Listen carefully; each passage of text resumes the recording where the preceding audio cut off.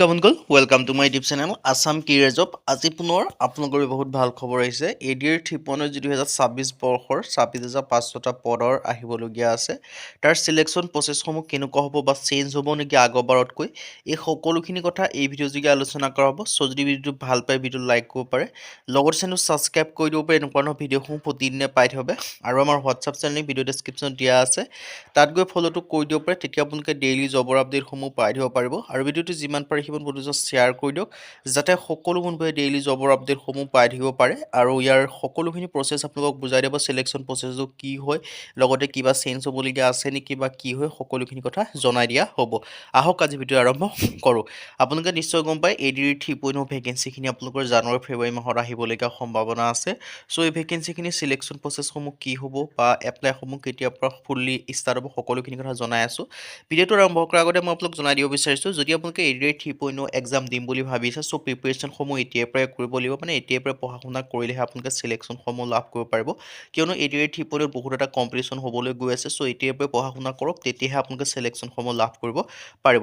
তাৰ বাবে আমাৰ টিমৰ তৰফৰ পৰা এটা কোৰ্চ প্ৰস্তুত কৰি উলিওৱা হৈছে। চ' এই কোৰ্চটো বাই কৰাৰ আগতে দুটা কথা মই আপোনালোক জনাই দিব বিচাৰিছোঁ। এই কোৰ্চটো যে আপোনালোকে বাই কৰি লৈ পঢ়ে, তেতিয়া আপোনালোকে বেলেগ কোনো বুক পঢ়া, বেলেগ কোনো কোৰ্চ কৰাৰ দৰকাৰ নাই। ছেকেণ্ড কথাটো হৈছে, এই কোৰ্চটোত বৰ্তমান আপোনালোকৰ বাবে 50% অফাৰ দি থকা হৈছে। মাত্ৰ 499 ৰুপিছত বৰ্তমান 50% অফাৰ দি থকা হৈছে। চ' অফাৰটো লিমিটেড টাইমৰ কাৰণে, চ' সোনকালে গৈ বাই কৰি ল'ব পাৰিব। থাৰ্ড আহিছোঁ, এই কোৰ্চটো আপোনালোকে কেনেদৰে বাই কৰিব পাৰিব। চ' বাই কৰিবলৈ আমাৰ হোৱাটছআপ নম্বৰটো আপোনালোকে স্ক্ৰীণত দেখিব পাৰিছে, 9707829180। ইয়াত জাষ্ট হোৱাটছআপত মেছেজ কৰিলে হ'ল, তেতিয়া আপোনালোকে বাই কৰি ল'ব পাৰিব। আৰু এতিয়া আহিলোঁ, এই কোৰ্চটোৰ আণ্ডাৰত আপোনালোকে কি লাভ কৰিব পাৰিব। বিশেষকৈ এই কোৰ্চটোৰ আণ্ডাৰত 10,000 কুৱেশ্যন উইথ এনচাৰ লাভ কৰিব, 10,000 প্ৰশ্ন উত্তৰ লাভ কৰিব পাৰিব। আছামিজ আৰু ইংলিছ মিডিয়াম দুইটা মিডিয়ামতে লাভ কৰিব পাৰিব। আৰু অল টপিকৰ A to Z এনালাইচিছ লাভ কৰিব পাৰিব। যিমানখিনি ছাবজেক্ট আছে, গোটেইখিনি ছাবজেক্টৰ যিমানখিনি টপিক আছে, সেই সকলোখিনি টপিকৰ আপোনালোকৰ A to Z এনালাইচিছ লাভ কৰিব পাৰিব। ফৰ এক্সাম্পল, ইংলিছৰ 14-15টা টপিক আছে। চ' 14-15টা টপিকৰ এনালাইচিছ লাভ কৰিব পাৰিব। ৰিজনিঙৰ 14-15টামান টপিক আছে, সেইখিনি এনালাইচিছ লাভ কৰিব পাৰিব। চ' মেথছৰ তেনেদৰে টপিকখিনি আপোনালোকে এনালাইচিছ লাভ কৰিব পাৰিব। আৰু আপোনালোকে ইংলিছ আৰু অসমীয়া দুইটা মাধ্যমতে লাভ কৰিব পাৰিব। আৰু ইয়াত আপোনালোকৰ কি ছাবজেক্ট লাভ কৰিব পাৰিব, মই সেইকেইটা কথা আপোনালোকক জনাই দিব বিচাৰিছোঁ। ইয়াত আপোনালোকে বিশেষকৈ লাভ কৰিব পাৰিব social study, general knowledge, general study ছাবজেক্টো ইয়াত আছে। মেথমেটিক্সো লাভ কৰিব পাৰিব, ৰিজনিঙো লাভ কৰিব পাৰিব, আৰু আপোনালোকৰ ইংলিছ গ্ৰামাৰো লাভ কৰিব পাৰিব। আৰু যেতিয়া আপোনালোকে কোৰ্চটো পঢ়িব, কোৰ্চটো পঢ়াৰ পিছতো আপোনালোকে নিজকে পৰীক্ষা কৰি চাব লাগিব। তাৰ বাবে ইয়াত আপোনালোকে লাভ কৰিব পাৰিব টেষ্ট পেপাৰ। চ' আপোনালোকে 10-12খনৰ ওপৰত আপোনালোকৰ মক টেষ্টৰ কাৰণে টেষ্ট পেপাৰ লাভ কৰিব পাৰিব। আৰু লগতে আপোনালোকৰ PVSCৰ যিমানখিনি এক্সাম হ'ল, সেই সকলো এক্সামৰ আপোনালোকৰ কুৱেশ্যন পেপাৰ লাভ কৰিব পাৰিব। আৰু কুৱেশ্যন পেপাৰে নহয়, লগতে আপোনালোকে এনচাৰ শ্বীটো লাভ কৰিব পাৰিব। আৰু এই কোৰ্চটো 2026-27 বৰ্ষৰ চিলেবাছৰ ওপৰত বেছ কৰি বনোৱা হৈছে। কাৰেণ্ট এফেয়াৰ্ছো নিউ কাৰেণ্ট এফেয়াৰ্ছ এড কৰা হৈছে। চ' আপোনালোকে এতিয়াই বাই কৰি লওক, আৰু বাই কৰাৰ লগে লগে আপোনালোকে 50% অফাৰটো পাবই। চ' এতিয়া অফাৰটো চলি আছে, 50% স্পেচিয়েল অফাৰ, লিমিটেড টাইমৰ কাৰণে হয় 50% অফাৰ।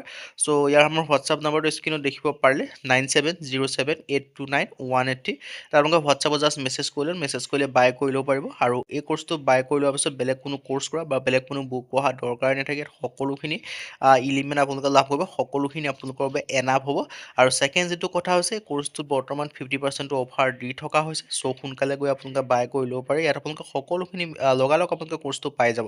এতিয়া আহিলোঁ, মই আপোনালোকক যিটো কথা জনাইছিলোঁ, ADR 3.0 চিলেকশ্যন প্ৰচেছৰ ওপৰত মই যিখিনি জনাইছোঁ, চিলেকশ্যন প্ৰচেছটো চেঞ্জ হ'ব নেকি বা কি হয় চিলেকশ্যন প্ৰচেছ, বহুতে কমেণ্ট কৰি থাকে যে ADR 3.0 বা ADR চিলেকশ্যন প্ৰচেছটো কেনেকুৱা ধৰণৰ কি হয়, মই সকলোখিনি কথা জনাই আছোঁ। পোনপ্ৰথমে আগতে যিটো চিলেকশ্যন প্ৰচেছ চলিছিলে, মই সেইটো সম্পৰ্কে জনাই দিব বিচাৰিছোঁ। তাৰপিছত মই ডিটেইলছত আলোচনা কৰা হ'ব। আগতে যিটো চিলেকশ্যন প্ৰচেছ চলিছিলে, গ্ৰেড 3 হওক বা গ্ৰেড 4 হওক, ফাৰ্ষ্ট অফ অল সকলোৰে আপোনালোকৰ এখন ৰিটেন এক্সাম অনুষ্ঠিত হৈছিলে। আৰু ৰিটেন এক্সামত যিসকলে পাছ কৰিছিলে, তেওঁলোকক আপোনালোকৰ ইণ্টাৰভিউ বাবে মাতিছিলে। আৰু ইণ্টাৰভিউ ভাইভা দুই ধৰণৰ হৈছিলে। মানে গ্ৰেড 4ৰ ক্ষেত্ৰত আপোনালোকৰ অনলি ভাইভা হৈছিলে, আৰু বাকীখিনিৰ ক্ষেত্ৰত আপোনালোকৰ গ্ৰেড 3 ক্ষেত্ৰত স্কিল টেষ্ট হৈছিলে কম্পিউটাৰৰ। বাকীখিনিৰ ক্ষেত্ৰত আপোনালোকৰ মেইনলি ফাৰ্ষ্ট অফ অল আপোনালোকৰ ৰিটেন এক্সামে অনুষ্ঠিত হৈছে। ৰিটেন এক্সামত পাছ কৰিলে বাকীখিনিলে প্ৰচেছলৈ গৈছিল।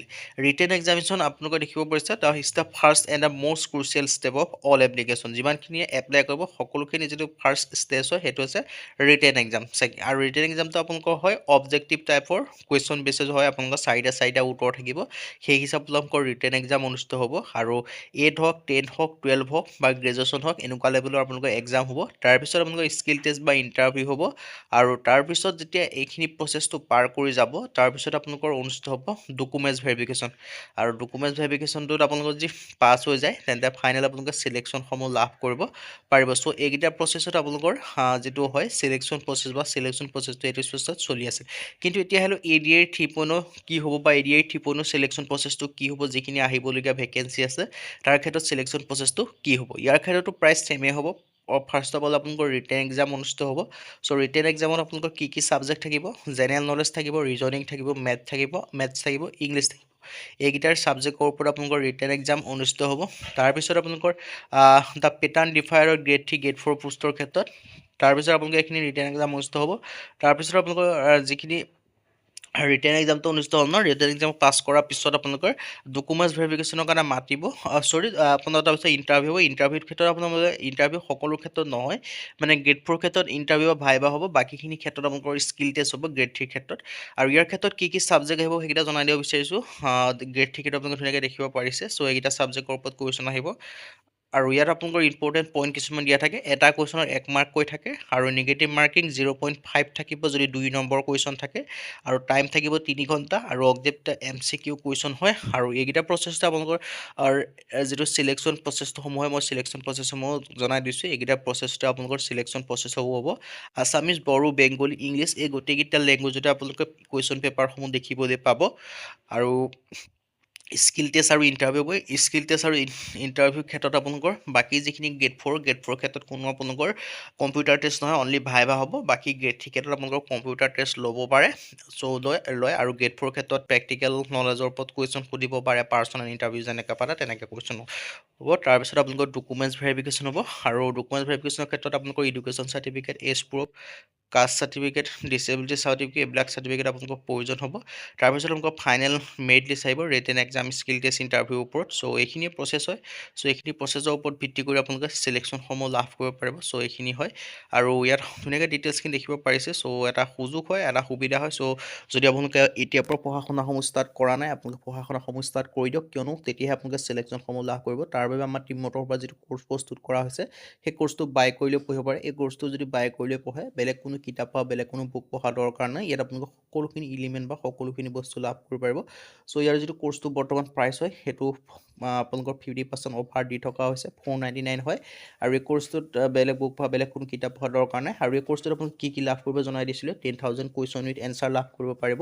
ইংলিছ আৰু অসমীয়া মাধ্যম দুইটা মাধ্যমতে আছামিজ আৰু ইংলিছ মাধ্যম অল টপিকৰ A to Z এনালাইচিছ আছে social studies general knowledge subject পাব মেথমেটিক্স পাব ৰিজনিং পাব ইংলিছ গ্ৰামাৰ পাব আৰু যেতিয়া কোৰ্চটো পঢ়িব নিজকে পৰীক্ষা কৰি চাব লাগিব তাৰ কাৰণে আপোনালোকে টেষ্ট পেপাৰ পাব আৰু PVSC যিখিনি কুৱেশ্যন পেপাৰ আছে সেইখিনি পাব লগতে এনচাৰ শ্বীটো পাব ইয়াত মানে সকলোখিনি বস্তু পাব ছাফিচিয়েণ্ট হ'ব আপোনালোকৰ বাবে কোনো কিবা বেলেগ পঢ়ি থকা দৰকাৰ নাই এইখিনি পাই কৰি লওক তাৰপৰা ডাইৰেক্ট পঢ়িব ষ্টাৰ্ট কৰি দিয়ক আৰু এইখিনি পঢ়াৰ পিছতে আপোনালোকে যদি ভালদৰে পঢ়ে চিলেকশ্যনসমূহ লাভ কৰিব পাৰিব কিয়নো ইয়াত সকলোখিনি বস্তু এড কৰা হৈছে কোনো এটা মানে টপিক বাদ দিয়া হোৱা নাই সকলোখিনি টপিক এড কৰি এই কোৰ্চটো প্ৰস্তুত কৰিছে 2026-27 বৰ্ষৰ ওপৰত লেটেষ্ট বাই কৰিবৰ কাৰণে আমাৰ হোৱাটছআপ নম্বৰ দেখিব পাৰিছে 9707829180 হোৱাটছআপত মেছেজ কৰিলে তাত বাই কৰি ল'ব পাৰে